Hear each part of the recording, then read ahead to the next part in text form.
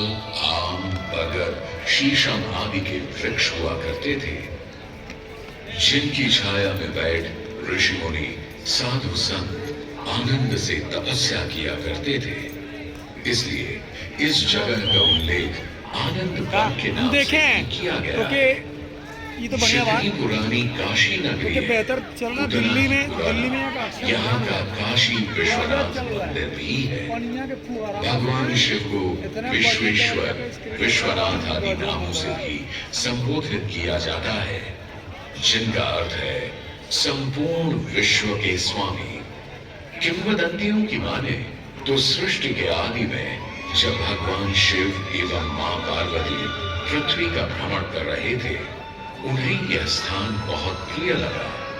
तब मां पार्वती को यहाँ कुछ समय रुकने की इच्छा हुई, तो भगवान शिव अपने लिंग रूप में यहीं स्थापित हो गए।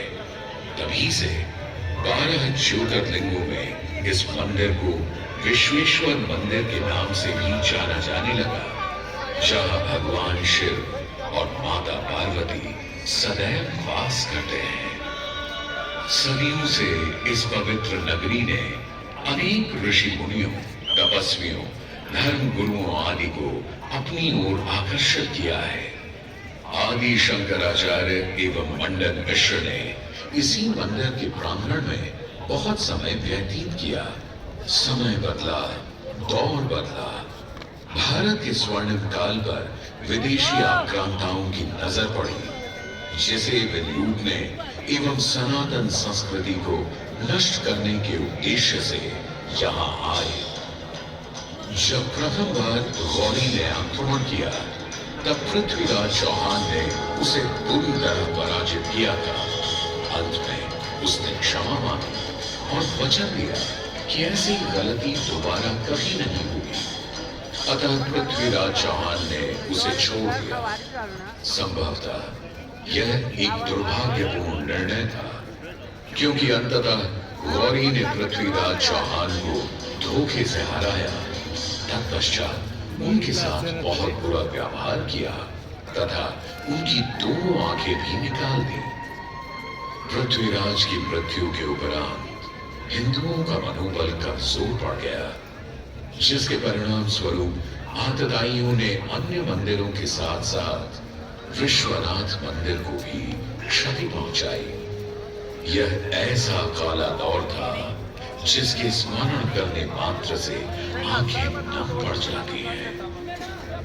परंतु समय सदा एक सा नहीं रहता और दुख के ये बादल भी सुख में बदलने वाले थे। एक धार्मिक सम्मेलन में राजा टोडरमल की भेंट नारायण भट्ट से हुई। नारायण भट्ट एक बहुत धनी व्यक्ति थे। दोनों ही धार्मिक इंसान थे और नित्य प्रति भगवान की पूजा अर्चना करना अपना परम कर्तव्य समझते थे।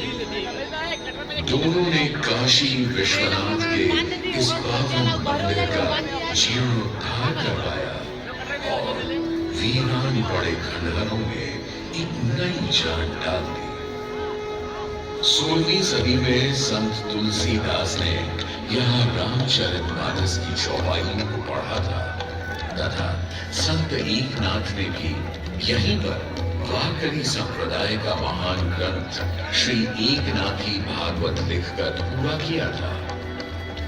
लगभग 17वीं शताब्दी के मध्य में मराठा शासक मल्हार राव होलकर ने काशी विश्वनाथ मंदिर के पुनर्निर्माण की योजना बनाई। ये कार्य वे तो नहीं कर पाए, परंतु उनकी पुत्र वधू अहिल्याबाई होलकर जी ने इसे सन 1776 से 1778 के बीच पूरा किया। वर्तमान काशी विश्वनाथ मंदिर निर्माण का श्रेय अहिल्याबाई होलकर जी को ही जाता है। इनके अलावा महाराजा रणजीत सिंह ने 1000 किलो शुद्ध सोने से निर्मित छत्र को इस मंदिर पर लगवाया। जहां ग्वालियर की महारानी बैजाबाई ने ज्ञानवापी का मंडप बनवाया, तो वहीं नेपाल के महाराजा ने यहाँ नंदी की प्रतिमा स्थापित करवाई। सनातन संस्कृति को सुरक्षित रखने के लिए जिससे जो बन सका उसने वैसा किया और वर्तमान में भी यह देखने को मिल रहा है। सन 2022 में भारत के प्रधानमंत्री नरेंद्र मोदी ने काशी विश्वनाथ मंदिर का जीर्णोद्धार एवं सौंदर्यीकरण करवा इसके स्वर्णिम काल को फिर से एक बार जीवंत करने का प्रयास किया।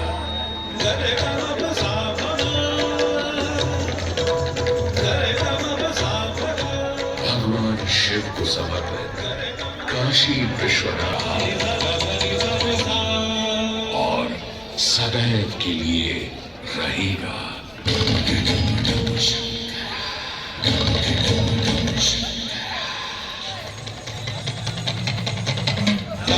डम डमरू बाजे भोलेनाथ महेश्वरा डमक डम डम डमरू